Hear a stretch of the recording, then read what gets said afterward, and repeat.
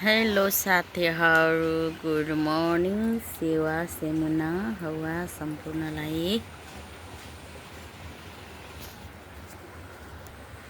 म चाहिँ आज यो चिसो चिसो झरी परेको बेलामा रक्सी पार्दै सिकुटी सुकाउँदै है घरको कामहरू गर्दै गर्दै यसरी भ्लग गरिरहेको छु। जुन भ्लग चाहिँ तपाईँहरूले दिनुहुन्छ, माया गरिदिनुहुन्छ भनेर बनाएको छु साथीहरू होइन। यो चाहिँ मेरो चुला अनि मैले रक्सी पार्दैछु, रक्सीको पानी तरिँदैछ। अनि त्यहाँ चाहिँ छ सिकुटी, भैँसीको सिकुटी। त्यही हो साथीहरू होइन। अब आफ्नो आफ्नो काम त गर्ने पो सबैले। अनि म चाहिँ आज यो कार्तिक महिनाको पनि यस्तो बेला पनि पानी आएर चाहिँ कति ठाउँमा चाहिँ धेरै विनाशहरू गरिरहेछ है। मल्लाबारी लाउने बेलामा चाहिँ अब असोजमा चाहिँ पानी नपरेर चाहिँ कति भिड्छ किसानीहरूलाई खेतीपाती लाउनलाई। अहिले चाहिँ अब यो कार्तिकको बेलामा अन्नबालीहरू फर्काउने बेलामा चाहिँ फेरि पानी धेरै परेर चाहिँ अहिले अलिअलि फलेको अन्नहरू पनि कति नष्ट गरिदिरहेछ। अब संसार यस्तै यस्तै छ। म चाहिँ सबैले आफ्नो आफ्नो काम गर्नुपर्छ, दुःख नगरी सुख हुँदैन होइन। अब आफ्नो नसिबमा भएको कुराहरू चाहिँ सबैले गर्नुपर्छ आज। अनि त्यही नै हो साथीहरू, यसो बसिदिइहाल्यो, भ्लग गरौँ अनि लगाऊँ होइन। हातमा मोबाइल छ अनि सबैजनाले बनाउनुहुन्छ अनि मलाई पनि यसो रहर लाग्यो। अनि अब आउन त आउँदैन खासै, अनि त्यही पनि यसो सिक्नु पऱ्यो। मान्छेले गर्दाखेरि नहुने कुरा चाहिँ के छ र, सिक्दा जानिन्छ कि भनेर अलिअलि भ्लग गरेर चाहिँ लगाइदिनु पऱ्यो भनेर चाहिँ छोरीको नाममा युट्युब च्यानल खोलेको। अब छोरी त पढ्न पऱ्यो यताउति है, भन्न बित्तिकै भ्याउँदैन।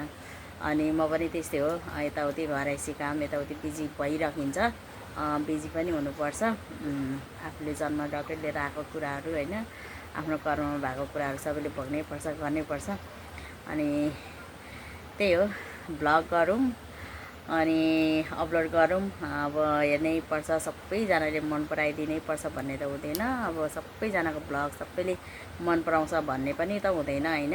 तर पनि आफूलाई मेमोरीको लागि पछि हेर्नलाई पछि मेरो छोराछोरी नाति नातिनाले हेरोस् न मेरो भ्लग होइन। यसरी बोल्नुहुन्थ्यो मेरो आमा, मेरो कुकु भन्ने टाइपको हुन्छ भनेर चाहिँ अब सामाजिक सञ्जालमा लगाइराख्यो भने त पछिसम्म पनि रहन्छ नि त। त्यो भएको कारणले चाहिँ मैले बनाउँदैछु। अब यस्तै छ घरैसी कामहरू।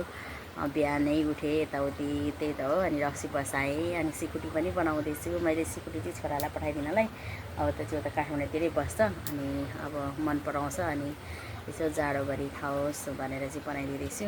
अनि यहाँ छ सुँगुरको चारो है। अब चारोको यस्तोको सिजन सक्यो कि अब यो माने हो, यो यस्तो सिद्धियो यो मसिन। अहिले छोरालाई काट भनेर चाहिँ काटेर ल्याइदिइरहेछ।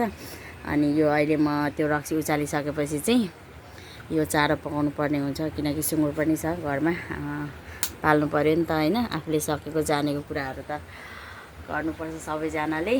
अनि त्यही हो, सबैजनाले सकेसम्म फुर्सद भएसम्म चाहिँ मेरो भ्लग पनि हेरिदिनु होला, माया गरिदिनु होला। यस्तै यस्तै भन्छ होइन भ्लगरहरूले आउँदैन। त्यही नि सिक्दैछु। ल साथीहरू, म चाहिँ मासु पोलिदिँदैछु है। मेरो छोरालाई चाहिँ मासु पोलेर खानु मन पर्यो अरे, अनि पोलिदिँदैछु। छोरालाई चाहिँ माथि पुऱ्याउँछ, आउँछ अहिले म कराउँछु के भन्छ ल। अनु नखाइ मासु खोइ त ड्रम छैन। तँलाई चाहिँ मासु भनेपछि त है किन ड्रम नै छैन जाने के भन्नुभयो? हाम्रै राखिरहेछ भन्नुभयो। त्यो राखिराख्नु कोहीदेखि गएको थियो कि ऊ के ऊ कोदोको जान पकाएर त्यहाँ लगाएको उनी भएन। के भएन? कोहीदेखि गएको छ भने एकछिन मागले त जा र मात्रै मासु खानिदिन्छु न त दिन कोदो भयो। कोदोको जान पकाएको थियो क्या त्यहाँनिर। जा त जा। किन तुङमा हाल्न? होइन हौ, कोदोको जान त्यहाँनिर अनि पकाइराखेको नि। अहिले यहाँ अलिकति मिसाल रक्सी बनाइदिएको, पर्सि काठमाडौँ त्यहाँ बाजेहरूलाई लग्दै भनेर मैले तुङमा हाल्न हुने। ड्रमले राइस भने मात्रै मासु पाउँछ छैन अहिले? छैन भने अब पाइनस् मासु खानु।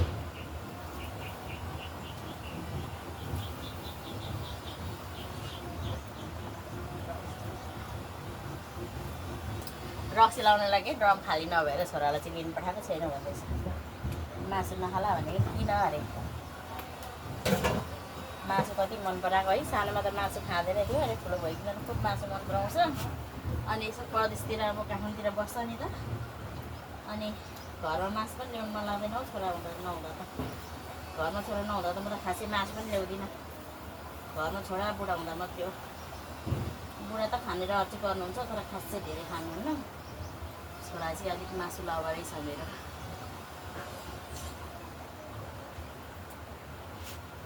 एकछिनलाई छोरा आएपछि फेरि तर मेरो छोरालाई चाहिँ भिडियोहरू मन पर्दैन उसलाई भिडियोमा आउनु चाहिँ मन पर्दैन है साथीहरू होइन अनि त्यही भएर थाहा पाएको छैन उसले भिडियो गरेर जाँदैन पाएको कि डढ हौ यो मासु अब काठमाडौँ जाने दिन आइसक्यो उसको सिक्युरिटीको व्यापार गर्नुपर्छ कि क्या हो साथीहरू सबैजनाले गरिरहेछन् आफू मात्रै बेरोजगार भयो कि एक घर एक रोजगार सरकारले दिनुपर्ने खासमा है ल मासु खानु पाइस् ल बिर्कै छैन कस्तो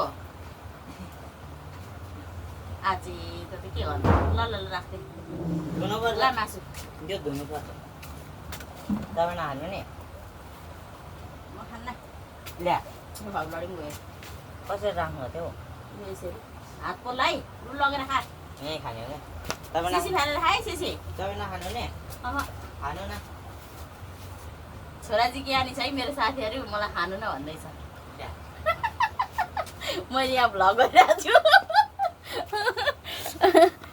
मेरो छोरा चाहिँ जे होस् ज्ञानी छ मलाई पनि खानु रे ऊ मासु लभरको ऊ खाँदैछ है त्यहाँ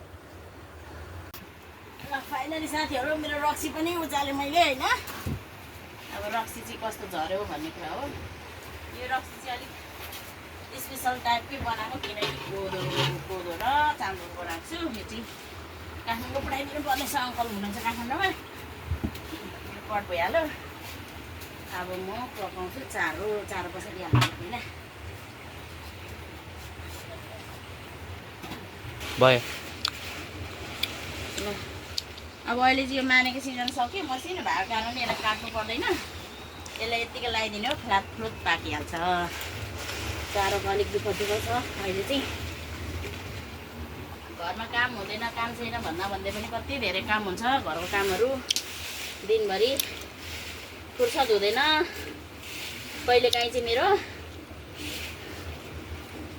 मेरो घर घरयासी काम रुटिनहरू भोलिदेखि चाहिँ नानीको छोरीको स्कुल पनि हो छोराको त अस्तिदेखि लागेको अब छोरा चाहिँ पानी परेर यति दिन नपठाएको मैले टाढाको यात्रा साथीहरू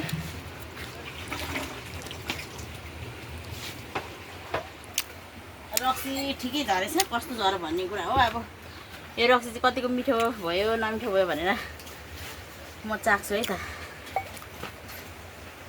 चाख्नुलाई चाहिँ के गर्नुपर्छ भने साथी यसरी निकाल्ने सिसी फाल्ने अनि त्यसपछि यसरी यहाँ आगोमा लाउने मिठो झरेछ रक्सी कस्तो पलो यसरी पलो भने चाहिँ रक्सी मिठो झरेको हुन्छ वाउ मिठो झरेछ रक्सी ल